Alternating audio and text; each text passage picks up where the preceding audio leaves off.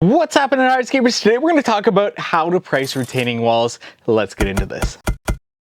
Now this is a follow-up to our previous episode where we talked about how to price paver projects correctly, where we went through direct costs, indirect costs, and a profit on top of that to talk about how to price these projects profitably and why you should be using a square foot pricing. That's also a video in and of itself, and both those videos are going to be linked in the description below, as well as they'll show up at the end of this video if you want to learn more about those. But in terms of pricing retaining walls, we're not talking so much about square feet as opposed to face feet, and in terms of caps for your wall, we're talking about linear feet. So pricing by face feet and linear feet is still the same concept as pricing as square feet when it comes to pavers, and we shouldn't do that because that's more of a material measurement, less of an installation or labor amount, which we want to be able to price and measure separately than that of materials. That's why we go by hourly. To be able to price and come up with our hourly amount to bill that as a direct cost aside from the materials to a project, because after that project's done, we can job cost, measure our actual versus our estimated, and improve our pricing going forward from that project. So for the purpose of pricing retaining walls properly, what we're going to do is we're going to talk about direct costs, which are your material costs or your cost of sale items. That includes things like rentals, deliveries, things that stay on that project and don't follow you to the next project. And then we're going to also consider our labor costs for that project. Those are our direct costs, and when we subtract the total revenue for that project from our direct costs, we get our gross profit for that project. And then our indirect costs are things like overhead, things that continue to follow along with us from project to project for a business, or other business expenses that show up on our balance sheet or our tax returns. These are our indirect costs, and we'll talk about that as well and how to factor that into our retaining wall project. So first, let's consider our direct costs. These are materials and labor. Materials are fairly simple when we're calculating a retaining wall. Most retaining wall products are measured by the face foot. So we just take the height of our wall multiplied by the linear feet of our wall to be able to give us how much face feet that wall includes. But we also need to factor in our buried course. This is something that we need to calculate on top of that, which is usually a minimum of 6 inches embedded below the final grade. So we want to incorporate that 6 inches or 0.5 of a foot extra in our height. And then our caps are typically linear feet. So when we're taking into factor our caps, we also want to take into factor the height of those caps to deduct that from the total height of our retaining wall. And then we're just measuring the linear feet of those caps to be able to order those caps. Now, much like pavers, retaining walls also have special order items. So you may have to order a minimum amount or even as much as a bundle, even though you won't need that full bundle. So it's important to know what you're ordering and to be able to order that correctly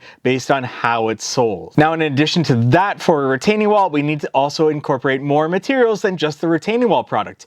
We need the base material, and to figure out how much yards you need, it's the square footage multiplied by the inches in depth and then multiplied by 0.003 to give you a rough cubic yardage amount. And for a retaining wall, that trench is actually 6 inches in front of the wall, the depth of the wall block plus 12 inches beyond the wall. Into our drainage area, that is our total measurement for the width of the trench, and then we need to measure the length of the trench. We multiply those together in feet to give us our square feet, and then our depth in inches to give us how much base material we're going to need. But we also need the aggregate in behind our retaining wall, which is our 3/4 inch clear, and that once again follows the same type of measurement, that minimum 12 inches beyond the wall plus the height of that wall in inches. The minimum 12 inches beyond that wall, as well as the linear feet of that wall, multiply those together, as well as multiplying the depth in inches to be able to give our total drainage area. We also want to factor in our drainage pipe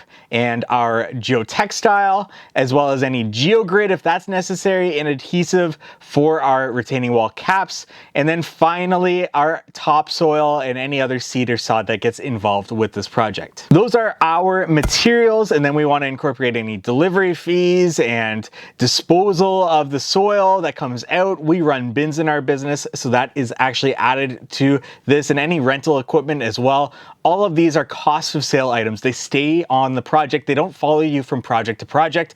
These are direct costs. So now that we've calculated our materials, our cost of sale, we can go to labor. With our business, we run with production rates, and this is just the average amount of time in terms of people hours that it takes us to complete a certain task based on a measurement. We break down our retaining wall projects step by step to give a production rate for each of these. So for example, for a retaining wall, we separate the excavation, the base preparation, the initial leveling layer, as opposed to each subsequent layer, because that initial layer takes longer than each subsequent layer. Adding on top of that retaining wall, we add in our drainage backfill in behind the retaining wall, and then finally adhering caps and finishing off the project. We break those down step by step, and then we have a production rate for each of those. And then we break down our production rates in terms of the area that that retaining wall is going to be in, as well as the type of retaining wall block in terms of small, medium, and large. Smaller involves a little bit more labor. If we're dealing with a larger retaining wall block, we usually have a machine placing those, which takes a little bit less time, less labor. So each of these things have their own production rates, and then we use our software, the How to Hardscape headquarters,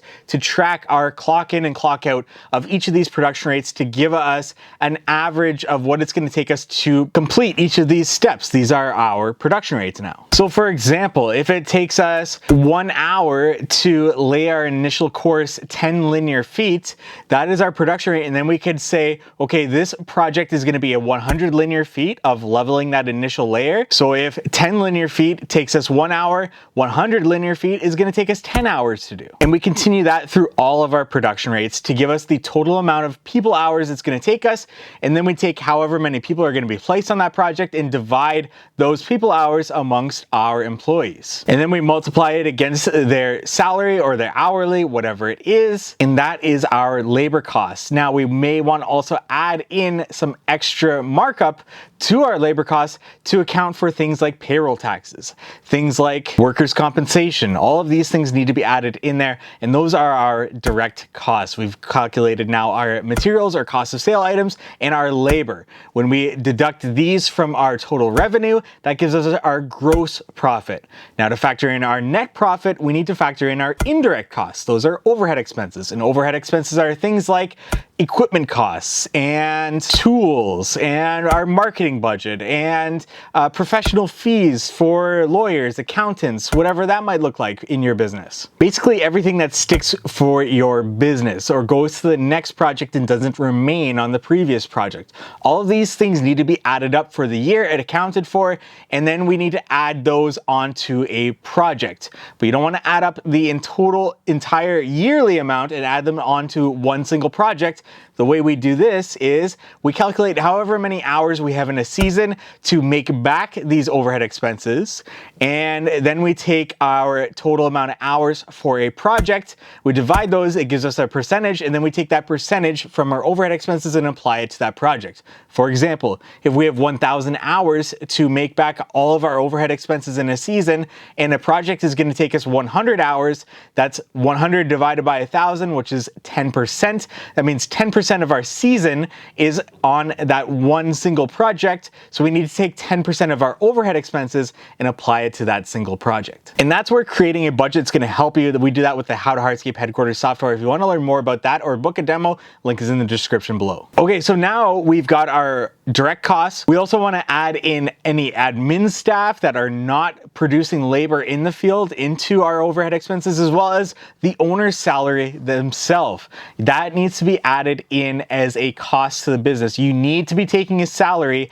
at least in your budget. Do it however you want in your own personal business, but in your budget, you need to account for your own owner's salary. Now, if we take our direct costs and our indirect costs, we just subtract it from our revenue for that project. That gives us our net profit. And we always add a percentage on top of that as a margin on top of what we're charging for our direct costs and indirect costs to be our projected net profit at the end of that project.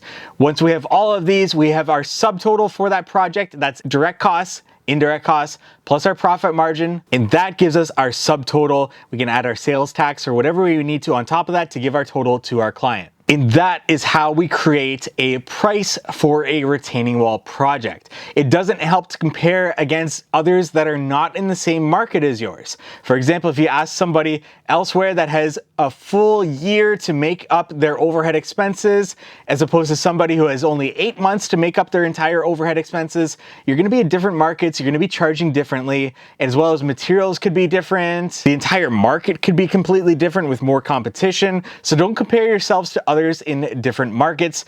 Create your own pricing, and the market will tell you whether you're too high or too low, and you can adjust from there. And if you need help with any of this stuff, including creating a company-wide budget, tracking your production rates, clocking in, clocking out, timesheets, job costing, comparing your actual numbers after a project to your estimated numbers, we have the How to Hardscape Headquarters software. Link will be in the description below for that if you want to learn more and book a demo. Comment below any questions that you may have as well. I'll address all of them. Like this video if you found it helpful for whatever reason, and subscribe to this YouTube channel for more hardscaping content like this.